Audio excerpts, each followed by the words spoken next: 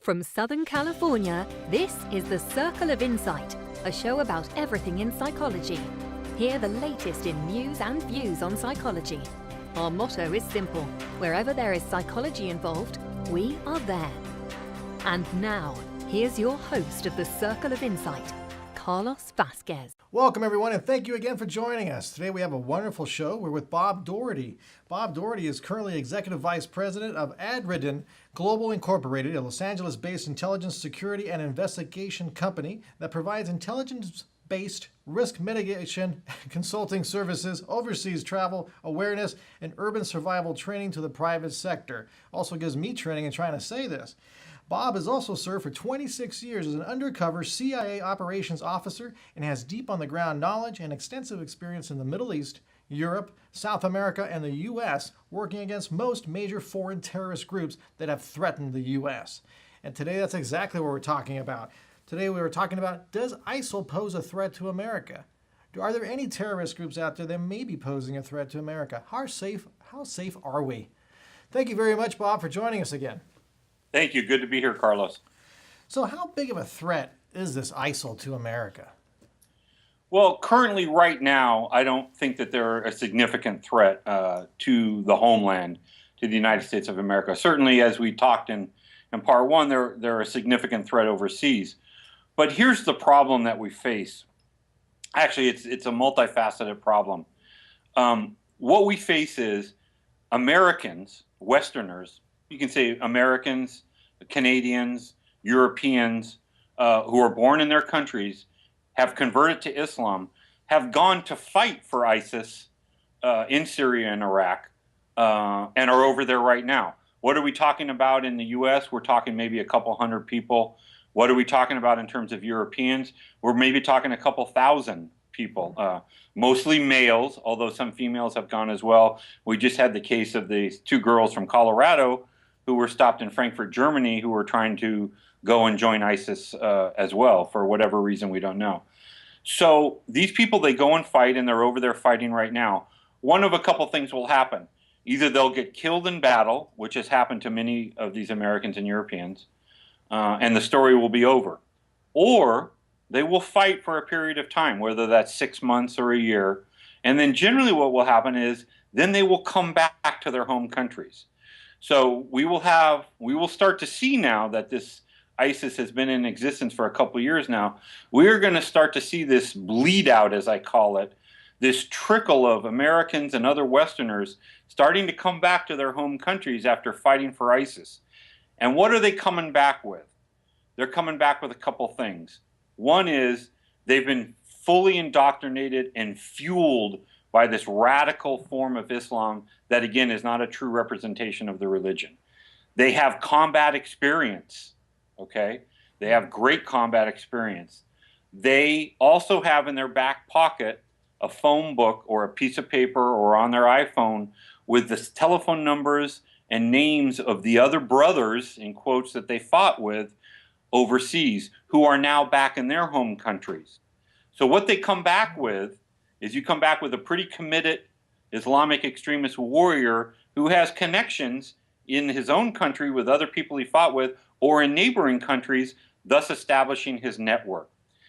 What will happen is some of these people assuredly will then come back to our country and try to do some sort of violent activity here, some sort of terrorist action, as a follow-on to what they were doing for ISIS in Syria and Iraq. Some will simply blend back into their former lives. We hope most of them do that, if not all of them. But for sure, if historical evidence is correct, we're going to see some of them then try to do terrorist activities in our homeland and other Western countries. That may be 6 months or 9 months or a year from happening, but we're going to see it for several years from this date on. We saw the exact same thing happen with Al-Qaeda in Afghanistan. The bleed out of these people coming back, usually converts to Islam, to Western countries, and then trying to stage terrorist acts or actually carrying out successful terrorist attacks in their countries. So we have a historical precedence here, and unfortunately, in my view, we're going to see the same thing happen with ISIS in Iraq and Syria as this bleed out over the next 3, 4, 5, 6 years, coming back to roost in our home countries. I'm assuming the federal government has some kind of plan in place to track these individuals when they come across? Or I'm not sure how they leave Iraq. They may travel to Turkey or somewhere else. But is there ways to see a majority of these people when they come over to the homeland? Yeah, obviously, and I worked over a decade on a joint terrorism task force at JTTF in the U.S. So that's a lot of what we did, is try to track these people, first of all, leaving the country, try to track them what they were doing overseas, and then obviously track them if they're coming back in and seeing what sort of networks they establish. Our intelligence and security apparatus, be it the CIA or the FBI or military, local law enforcement, are very good at doing those things. However, as we have seen, people slip through the cracks. And we can't catch everybody, and we can't monitor everybody. We're a free, liberal, democratic society, and I don't think any of us want to take that away, the benefits of living in that type of society, by having a police state where we monitor everyone. So some of the price that we're going to have to pay for that is some of these people are going to be able to come back, they're going to slip in under the radar, and they're going to be able to try to carry out terrorist acts. Part of what my company does is we go out and we train law enforcement and we train public authorities to be aware of the indicators of extremist behavior or someone becoming radicalized, to look for those indicators so we can stop that, we can disrupt that process before it ends in some sort of violent activity. We can get the person counseling. We can intervene with them psychologically with their family or with counselors. All these types of methods actually work and have been shown to work in cases where people have come back from overseas and are radicalized, and you kind of de-radicalize them. Really? The other main threat we face is somebody that never leaves this country, never goes to Iraq or Syria, but gets radicalized, we call it self-radicalization, sitting at their computer at home in Los Angeles, California. And all these groups like ISIS and Al-Qaeda and Hezbollah are very good at the social media game. They're very good at pumping out their propaganda, putting it online, putting it on Twitter, putting it on Facebook, multiple languages, slick professional videos, okay? And what they're trying to do is inspire and indoctrinate very impressionable young people in all these other countries to basically go out and act as lone actors and carry out terrorist actions. And unfortunately, we've seen that a lot in the U.S. Major Nidal Hassan at Fort Hood, killing all those American soldiers, an example. Faisal Shahzad in New York City with the failed car bomb in Times Square. Okay, all these people were radicalized right here in the U.S. and never traveled anywhere to get radicalized. So that's the second prong of this danger that we're going to continue to face.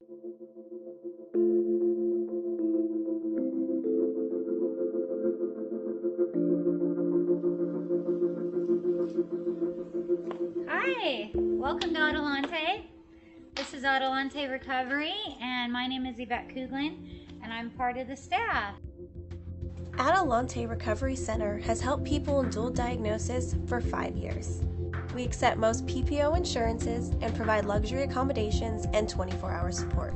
To speak with an admissions counselor, call 1-888-242-4450.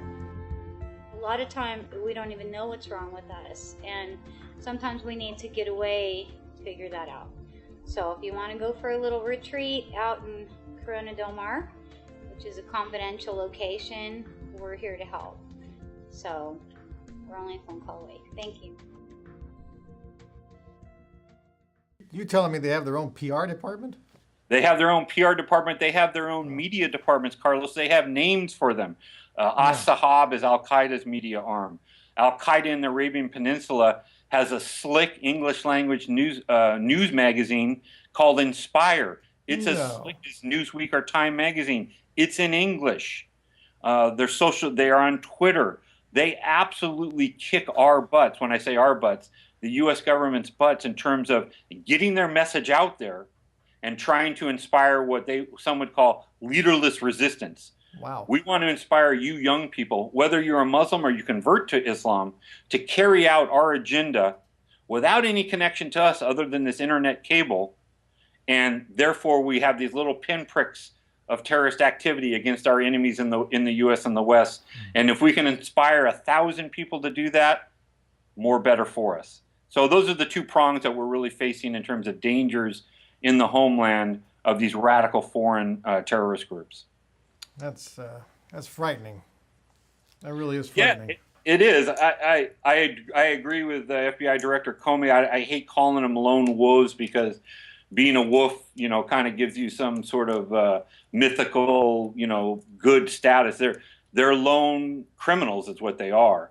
But how do you combat against that?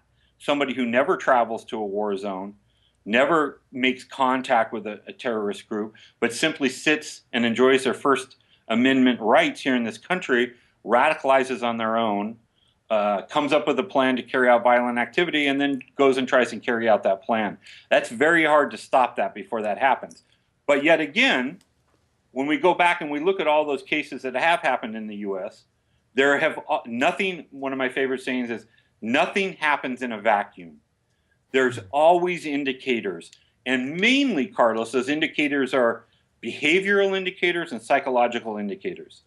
When you go back and you talk to the friends and the family of these lone actors, okay, who self-radicalize, there's always, yeah, his personality changed all of a sudden. Yeah, he stopped going out with girls. Yeah, he did this. Yeah, he stopped work. He became withdrawn. All these behavioral indicators taken in clusters that indicate that this person was undergoing a pretty radical transformation of their core belief system, of their psychological makeup, of their personality, that should have tipped somebody off. Something is not right here. Let's try to get this person help. Sometimes that happens. Sometimes the family and the friends dismiss it and don't try to intervene and don't bring it to the attention of the proper people who could do something about it. Are these some of the psychological indicators that you train in your company? The company you work for? Absolutely. And they're, again, any one of these indicators taken alone doesn't mean anything. You start getting clusters of them, then maybe that means something is going on. And it doesn't mean that someone's becoming a radical terrorist. It could mean there's some sort of personality disorder, as you well know, or some other big change in their life. But we've seen enough of them with every single person that has self-radicalized and tried to carry out a terrorist act or has carried out one.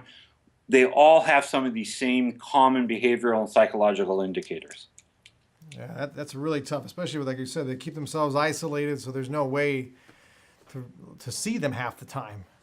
Well, and going from one extreme. That's right. You're exactly right, Carlos. And one of the weapons that we can do is a show like yours, where you're educating people, or we're giving training to people to say, these are the indicators, look for them. Be they in the mental health community, be they in the Islamic communities around the U.S., church communities, parents, teachers, educators, law enforcement, all the people that interact with the community on a pretty regular basis and have established baselines of what is normal behavior of the people around them or the people they interact with. So that when you train them and you educate them, much like the show is doing, and you see an aberration in that behavior of somebody, then you know, hey, maybe this is an indication of this. Let me follow this up a little more. Let me talk to this person. Let me monitor this a little more and see if I see anything else. So really, the biggest weapon we have is education, illumination of people to what is happening around them, these possible indicators that could be of radical behavior. And the ad-ridden group works on that. Absolutely. That's one of the core training parts of training that we do is simple education and training of private sector, law enforcement, civilian authorities to recognize these indicators and these phases of radicalization, because there's distinct phases as well of someone who's going through a radicalization process. Again, borne out by empirical evidence of looking at all the previous cases.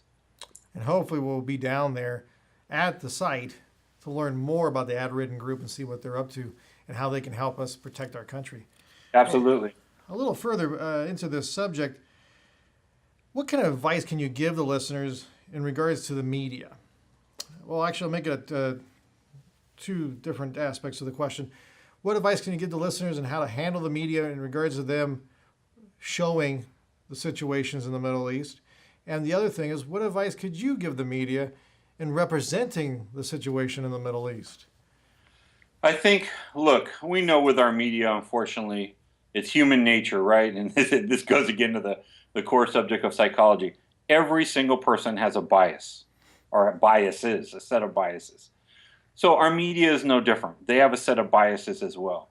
And there's truly probably very few truly independent, neutral, unbiased media outlets or media entities or individuals in the media that don't have a bias one way or the other.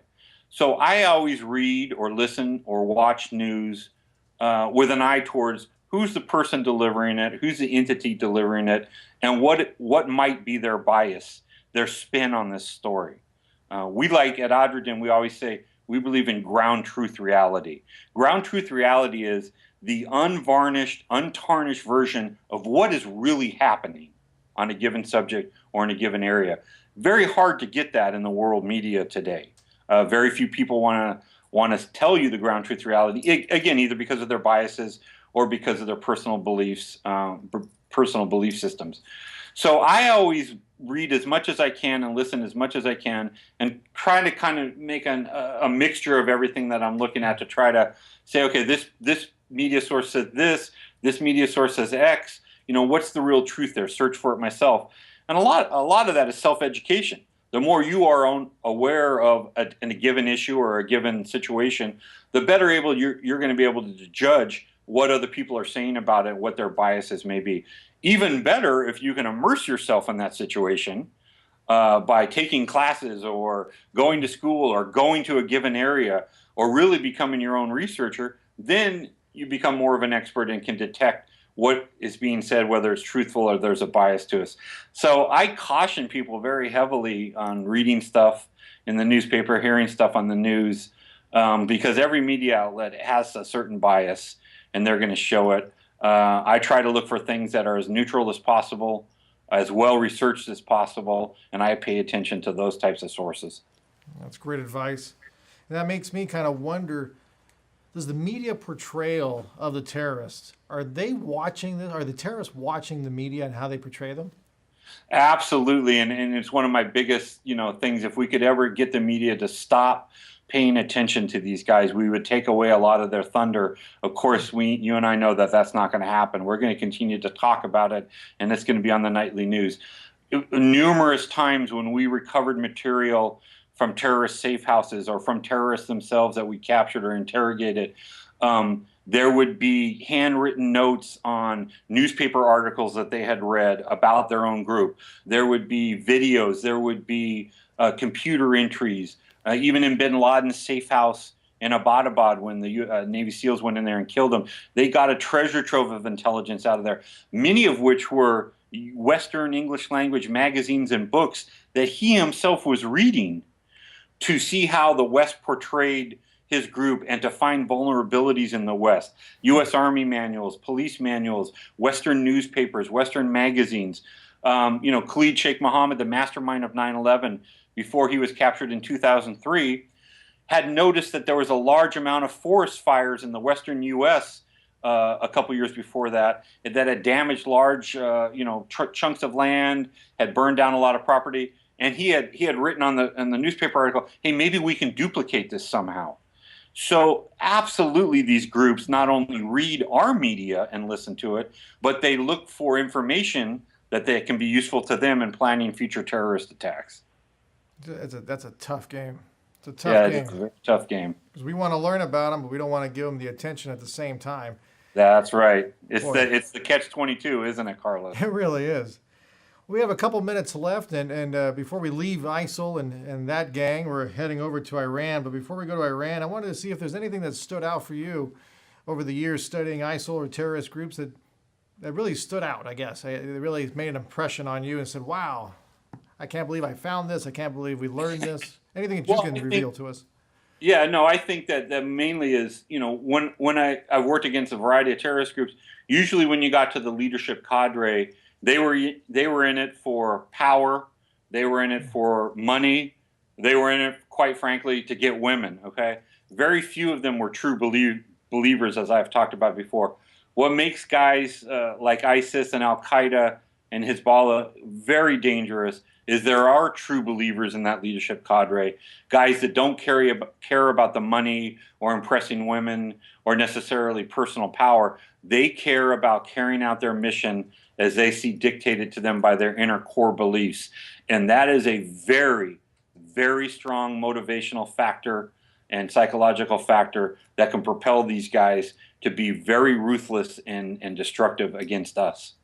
That's a very powerful motivator. Yeah. Wow. Well, thank you so much again, Bob, for joining us and enlightening us on this issue. My pleasure. And thank you all for joining us as well. Our part 3 will be dealing with Iran. We're going to move away from ISIL and head into Iran territory. We've had a long history with Iran. We're going to learn a little bit about that and learn if we can actually make a deal with Iran. See you next time, everyone.